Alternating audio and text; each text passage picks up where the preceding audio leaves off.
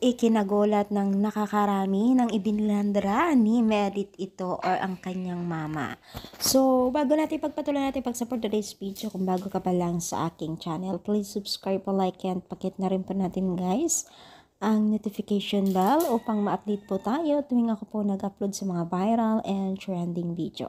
Alam niyo ba guys na itong si Merit o ang kanyang mama ay binalandra ang isa o sa mga ilan retrato po ni Merit na kung saan ay nagpapakita na itong si Merit ay noon pa man pala ay talagang sanay na sa mga harap or sa maraming tao. So, sumasali na pala itong si Merit ng mga patimpalak or mga event o activities sa school nila noong paman at talagang active pala ito si Merit. Kaya naman pala parang sanay na sanay siya sa mga camera sa maraming tao dahil po ay noon paman po ay talagang bibo na pala itong si Merit. Siyempre maraming natuwa dyan sa mga in-upload or pinakita po ng kanyang nanay dahil nga po ay nagpapatunay pala na itong si Merit ay mahilig talaga sa mga ganitong bagay or mga, alam mo yung knowledge para mas lalo pang magkaroon ng kaalaman or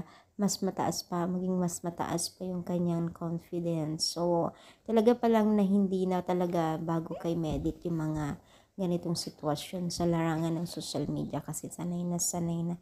At syempre, kita natin yung pagiging support ng kanyang mama at sana maging successful tong si Merit dahil kita po natin yung kanyang pagiging isang ambisyosa.